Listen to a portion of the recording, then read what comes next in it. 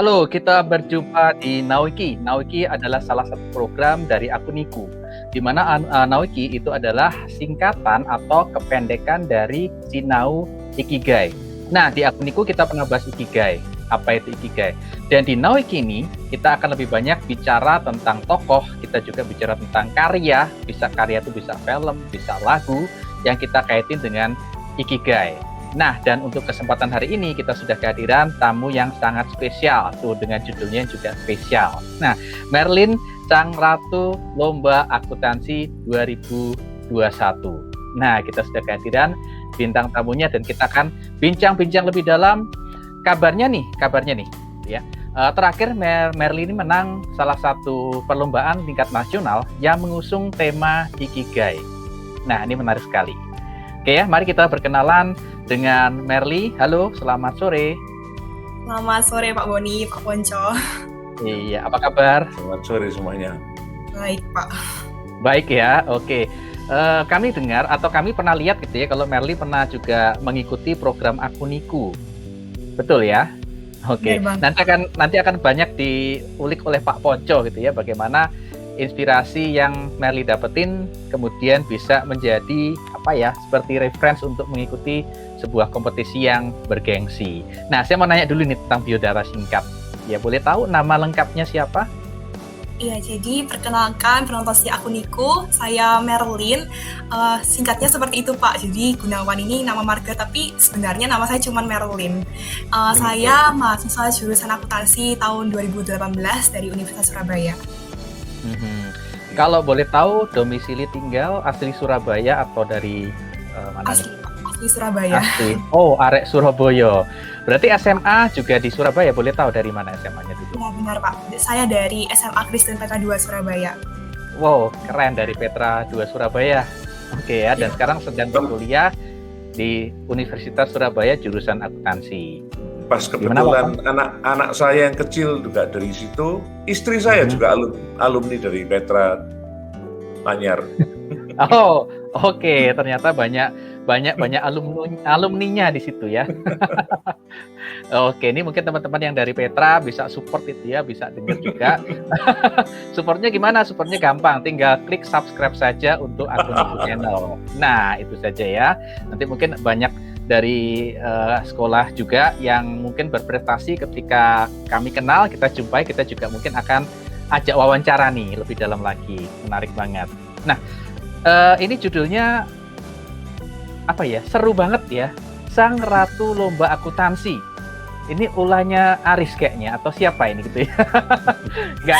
Tapi dari prestasi yang kami dapetin, memang prestasinya Merlin ini jago banget, keren banget. Sudah mengikuti berbagai lomba, kompetisi, dan mendapatkan penghargaan. Kalau boleh tahu selama dari SMA sampai kuliah ya, berapa kali ikut lomba? Kalau ikutnya ya Pak, dari SMA mungkin bisa sampai 50 lebih Pak. Soalnya hampir 50. Iya Pak, soalnya saya ikutnya banyak gitu Pak. Baik dari ekonomi akuntansi, bahkan sampai di non-akademik saya juga ikut gitu Pak. Oh, oke. Memang core-nya di akuntansi, bisnis, sekitar itu ya. Dan itu sudah kira-kira 50. Saya jadi ingat waktu SMA saya cuma bisa naik pagar sekolah ya. Ini bisa ikutin lomba sampai 50 total sampai sekarang. Oke. Kalau semasa kuliah berapa kali mengikuti? Kalau kuliah mungkin baru sekitar 10, Pak. Oh, 10. Itu baru ya. Oke. Berapa kali boleh diceritain berapa kali menang nih? Sekitar 7 Pak sampai 8. Oh, 7 sampai 8 dari 10 ya. Almost perfect. Pak. Iya. Oh, oke, tapi sudah ke belakang makin ini ya, menemukan ikigainya ya. Oh, gini loh menjadi prosesnya. Nah, ini menarik, semakin menikmati prosesnya. Oke. Itu apalagi yang kita perlu tahu dari SMA sudah, terus kemudian lomba juga sudah, terus angkatan juga sudah ya. Oke. Nah, ini kemarin kami mendapatkan info dari Pak Ponco sih gitu ya, dapat info satu catatan yang menarik dari Merlin nih. Pak Ponco mungkin bisa disampaikan Pak. Ya, salah satu yang membuat saya akhirnya kontak dengan Merlin ini kan karena dia ini pernah jadi koordinator kelas. Jadi koordinator kelas dari mata kuliah kemudian tiba-tiba ya setelah lewat dari ini tapi kan kontak masih ada. Tiba-tiba dia mengirim WA ke saya. Saya bacakan aja WA-nya ya. Selamat pagi Pak Ponco, Marilyn ingin mengucapkan terima kasih Pak karena sharing dan wisdom di akuniku memberikan saya insight khususnya pada episode yang keempat Ikigai, Ikibiye. Pak, jadi waktu Marilyn lomba kemarin di sesi final diminta untuk presentasi dengan tema mari menjadi generasi milenial, akuntan yang berkompeten, berintegritas, dan memiliki daya saing pada era digital yang dinamis. Dan Marilyn langsung teringat dengan materi yang Bapak sampaikan terkait episode akuniku tersebut. Bagaimana kita bisa menemukan ikigai dan idealnya secara proporsional pada 4 aspek tersebut. Kalau ini bagaimananya bisa cek di episode ikigainya nanti. Nah, saya lanjutkan ini. Akhirnya saya mencoba membawakan materi langkah akuntan milenial, judulnya ini, langkah akuntan milenial dalam menemukan ikigai. Dan benar saja, para dewan juri terkesan dengan konsep ikigai ini, Pak. Dan akhirnya berhasil membawa upaya menjadi juara. Terima kasih, Pak. Insight Bapak sangat bermanfaat di kehidupan sehari dan so inspiring. God bless you, Pak Ponco. Wah, oke.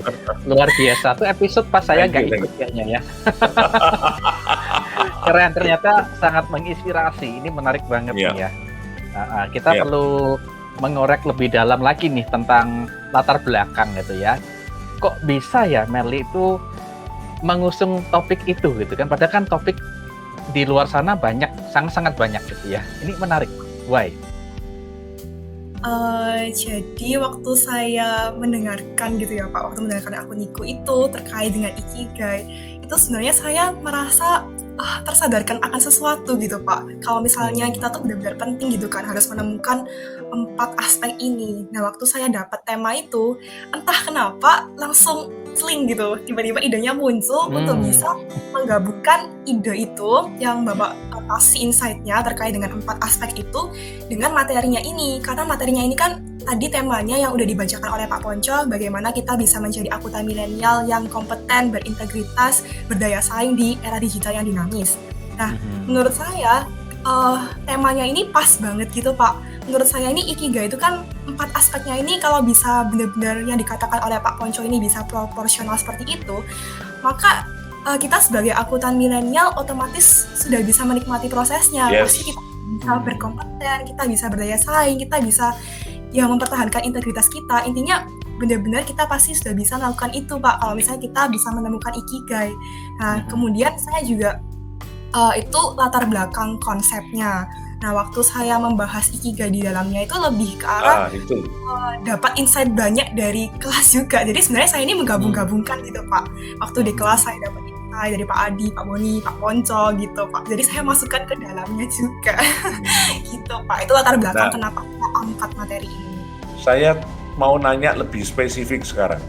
Suasana pada waktu final, waktu ditampilkan itu bagaimana? Nanti supaya nanti kita juga bisa lihat beberapa dari lomba-lomba yang kelihatan nanti Marilyn bagaimana. Tapi secara spesifik dulu, cerita pada waktu finalnya itu bagaimana? Supaya ikigai itu betul-betul kok bisa membuat juri terpesona gitu. Sebenarnya seperti ini Pak, kan memang temanya seperti yang udah dikasih tahu seperti itu. Nah kelihatannya tuh dari peserta lain itu membahasnya tuh lebih ke arah teknis, jadi mereka cari kayak akuntansi banget gitu Pak.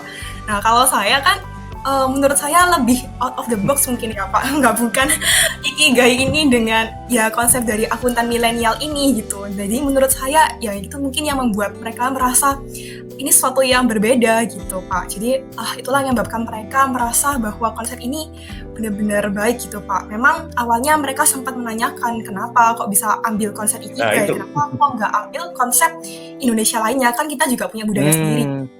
Nah, terus ya sebenarnya saya juga mengatakan kalau misalnya terinspirasi di kelas, kemudian dosen-dosen saya juga sharing terkait dengan konsep ini yang kemudian saya gabungkan dengan tema yang ada gitu Pak ceritanya. Oke. Jurinya disuruh subscribe nggak? Nggak ya? Oh, Pak, presentasi. Oke. Iya, jadi salah satu yang menjadi daya tarik ketika presentasi itu keunikan ya. Di mana teman-teman dari kelompok lain itu kebanyakan content as usual, itu kan technical, mekanistik ya, dan Merlin bisa mengangkat akuntansi dengan cara pandang yang berbeda dan fresh, gitu ya. Oke. Nah itu yang menarik sebenarnya. Sebelum memilih, sebelum masuk ke Ikigai, gitu kan, apakah Merlin ada topik pilihan lain sebelumnya, atau memang dari awal sudah ya udah Ikigai? Iya, waktu lihat tema langsung Pak, saya ambil Ikigai ini Pak, karena menurut saya paling langsung ya? Langsung Pak. Langsung jatuh cinta ya? Iya Pak, langsung.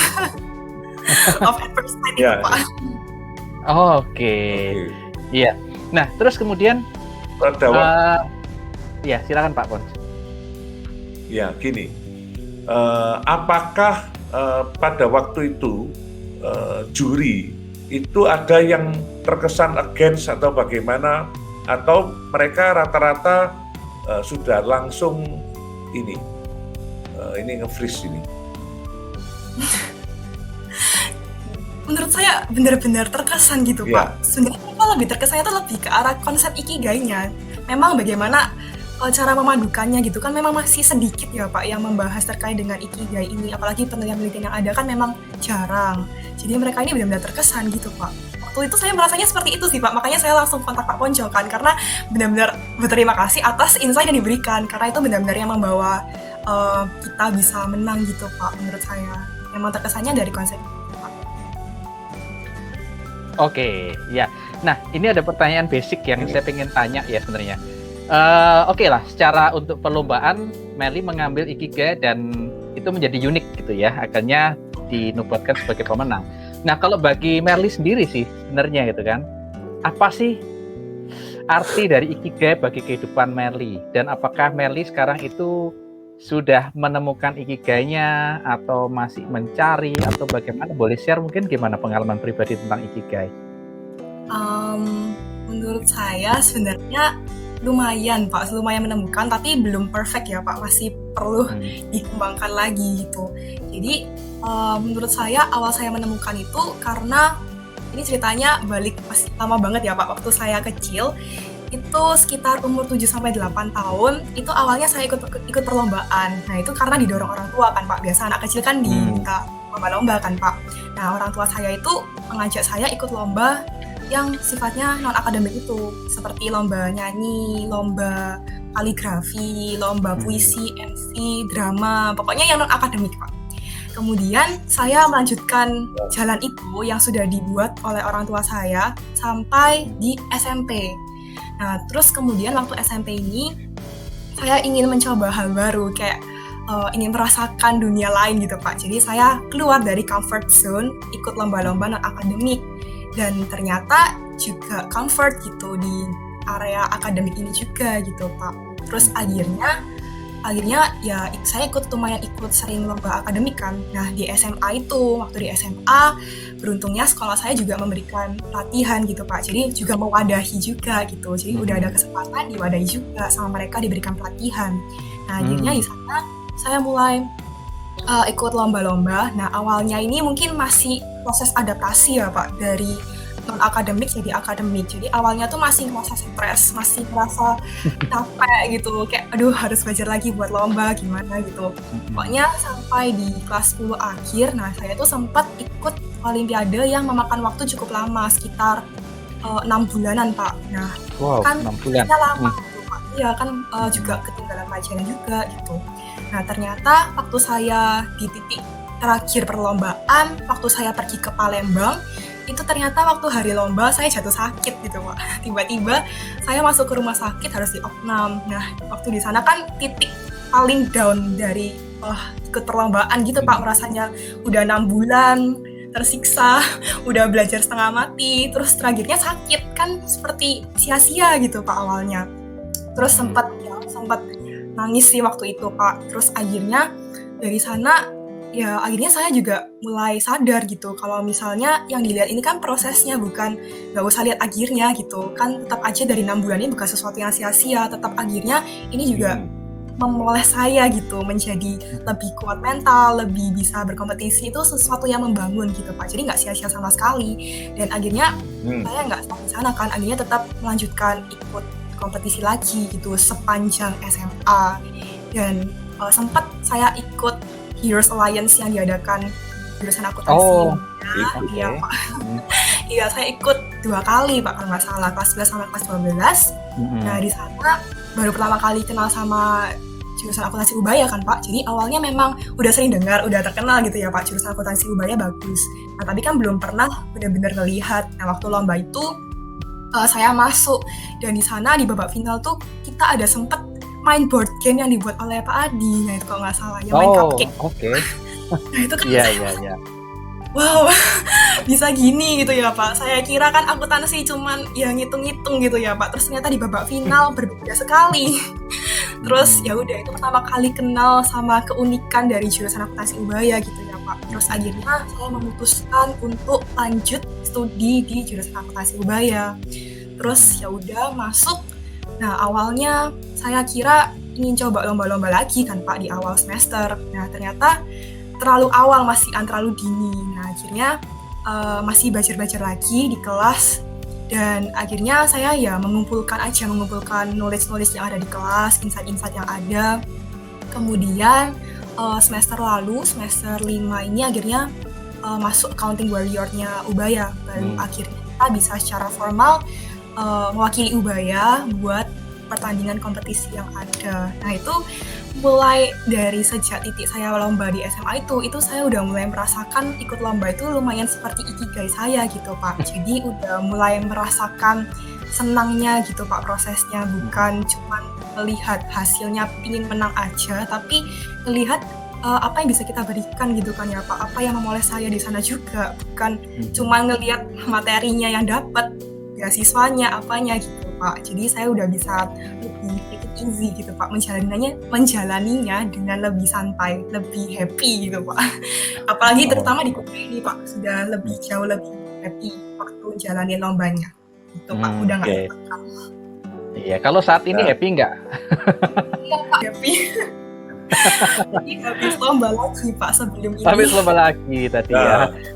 Baru lomba ya.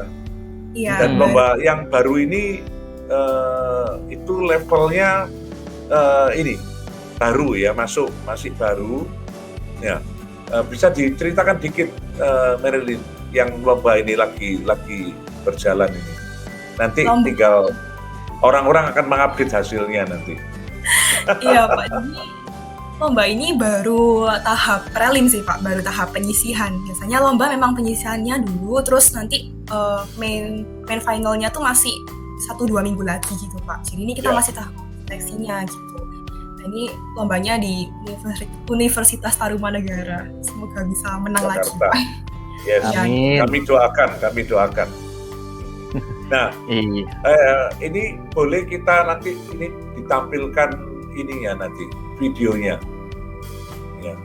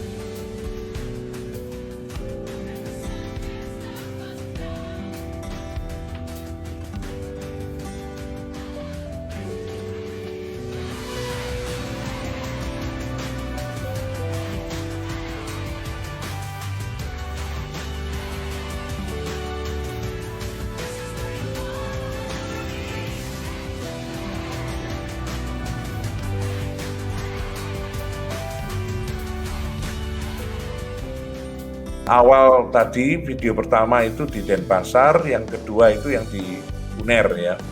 Iya, Dan yang di UNER Marilyn juga juara ya. iya Pak, puji Tuhan juara 1. Wow, Nah, juara 1. coba sedikit juga digambarkan pada waktu itu berapa banyak peserta, terus bagaimana. Jadi bahwa lomba ini ternyata disebut Ratu Lomba itu memang karena menang bolak-balik, jadi layak disebut Ratu Lomba. Kalau yang di UNER itu waktu itu sekitar 50 Pak kalau nggak salah. Kalau yang kemarin ini yang di Bali itu 83 kalau nggak salah Pak, sekitar 80-an. Nah yang memang yang waktu di UNER tuh baru pertama kali lomba online Pak, lebih tepatnya. Jadi masih adaptasi, awalnya ngerasa aneh kan Pak, kita menggunakan media yang berbeda. Kalau yang ini kan paling baru udah lumayan terbiasa gitu Pak. Jadi kita lebih diawasinya, kalau online kan juga serem sih Pak sebenarnya, kita kan lewat Google Meet, kemudian waktu kita kerja soal apa itu kan kita on cam sama on mic juga gitu Pak. Jadi kalau kita ngapa-ngapain kan juga terus ada kamera pengawas juga gitu. Jadi tetap aja sama ketatnya gitu, kita online atau offline. Oke, jadi nggak bisa pakai joki gitu, nggak bisa ya. Iya Pak. Sebenarnya memang accountability-nya bagus gitu ya. Selama lomba memang itu objektif, bahwa memang menang tuh memang layak menang gitu kan. Terus ya tadi dikatakan menikmati gitu ya. Memang menikmati mengikuti kompetisi. Oke. Nah kalau dari ibu kan tadi support ya. Dari kecil udah sering diikutin lomba. Kalau dari ayah sendiri support juga?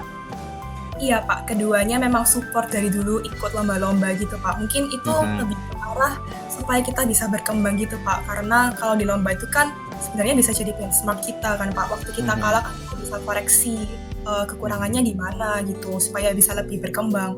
Nah menurut saya memang dari kompetisi itu membuat kita semakin berkembangnya itu lebih cepat gitu loh Pak, daripada kita cuman lihat yang biasa-biasa aja gitu Pak. Menurut saya lebih dipicunya di sana gitu.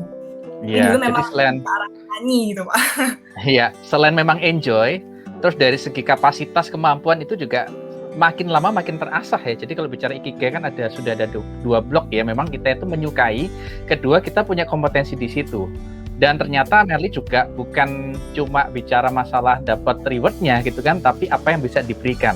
Nah, saya pengen tahu sih, kira-kira apa sih yang ingin Anda berikan atau yang sudah Anda berikan? Kalau yang diberikan sebenarnya itu lebih ke arah waktu saya sharing-sharing sih Pak. Soalnya kalau di lomba kan lebih itu lebih di babak terakhir itu biasanya selalu presentasi, kemudian lebih ke arah mengembangkan konsep berpikir kita sendiri. Kalau saya di babak awal lebih ke arah sesi tulis gitu ya Pak, kita cuma mengerjakan soal. Nah menurut saya dari sana tuh waktu kita tanya jawab dengan dewan juri itu kita bisa saling berbagi wawasan juga kan Pak. Waktu saya ditanya, saya bisa eksplor lagi, maksudnya informasi ini seperti apa. Kemudian waktu saya sebenarnya waktu tanya jawab lebih ke arah lebih seperti sharing gitu Pak. Jadi saya merasa sebenarnya juga ya memberikan insight bolak-balik gitu Pak mungkin. Oke, memberikan knowledge, pengalaman itu ya dan lain-lain. Oke. Seperti Ikigai waktu saya angkat ini kan juga mungkin bagi dewan juri mungkin belum pernah juga gitu mungkin ya Pak. Jadi kan saya memfasilitasi insight yang saya dapatkan, saya salurkan kembali Pak. Oke, ya menarik. Dalam menemukan Ikigai ternyata kan peran keluarga itu penting ya, support dari keluarga. Ya kalau saya lihat dari Merly seperti itu, dukungan keluarga itu penting banget. Dan yang pasti Merly mau melangkah. Saya jadi ingat kata-kata Pak Pojo tentang threshold ya. Dirimu mau melangkah, karena banyak orang yang punya dukungan tapi nggak mau melangkah gitu ya. Atau ada yang melangkah tapi nggak punya dukungan. Ini menarik. Nah ini Pak Pojo mungkin setelah ini akan lebih banyak explore ya tentang Ikigai dan apa yang kita pelajari hari ini, karena waktu kita juga sangat terbatas ya. Berharap suatu hari mungkin bisa ngundang lagi kalau masih berkenan itu ya diundang, sudah jadi seleb itu kan. Tarifnya berapa? Wah itu kita nggak kuat bayar, terus nggak kuat bayar. Oke, tadi Merly juga saya juga sangat appreciate ya kalau ternyata Merly itu melihat sebuah tempat belajar, kampus, sebuah jurusan prodi yang menurut Merly itu bagus. Dan ini kesempatan yang luar biasa, Merly langsung ketemu sama foundersnya kan. Iya Pak. Oke, silakan Pak Pon. Thank you. Ya, saya sebelum saya nanti memaknakan proses diskusi kita, saya mau nanya dua pertanyaan. Yang itu nanti saya bisa hubungkan dengan Ikigai.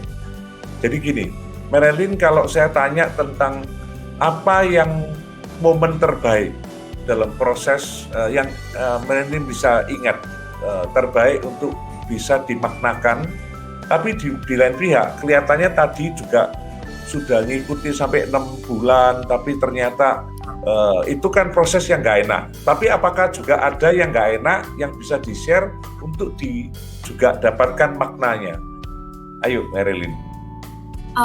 Pengalaman saya yang nggak enak gitu ya Pak, yang selama perjalanan Ya, lomba. ada dua, yang paling manis dikenang dan satu lagi yang mungkin ya. Jadi ada gunungnya, ada lembahnya itu. Sebenarnya Pak, momennya sama sih Pak. Jadi waktu saya sakit itu tetap diberikan kesempatan Pak tiba-tiba. Jadi di perlombaan tahun-tahun sebelumnya tuh nggak ada yang namanya perlombaan susulan Pak. Nah tiba-tiba saat itu saya benar-benar udah desperate, udah ngerasa ya ampun 6 bulan gitu. Tapi tiba-tiba dari sana tiba-tiba diberikan kesempatan ada ujian susulan Pak. Akhirnya tetap bisa melanjutkan perlombaan dan akhirnya ya tetap bisa bawa pulang juara Pak, walaupun tidak maksimal ya Pak ya, tidak juara 1 gitu, tapi kan masih bisa bawa pulang, hasil manisnya gitu masih dirasakan. Jadi benar-benar waktu setelah lomba itu saya merasakan suka duka dari perlombaan dalam satu momen Pak, benar-benar ngerasain itu. Itu jarang itu, tapi itulah sesuatu yang menurut saya bisa dimaknakan kejadian-kejadian itu. Baik, ini kelihatannya saya harus memberikan komentar secara umum terhadap apa yang saya juga dapatkan dari proses ini. Ya, ini ikigainya acara kita ini ya, yaitu saya yang poin pertama yang saya anggap paling pas untuk Marilyn sampaikan itu adalah ternyata sukses itu sebuah proses yang panjang. Kalau saya membayangkan bahwa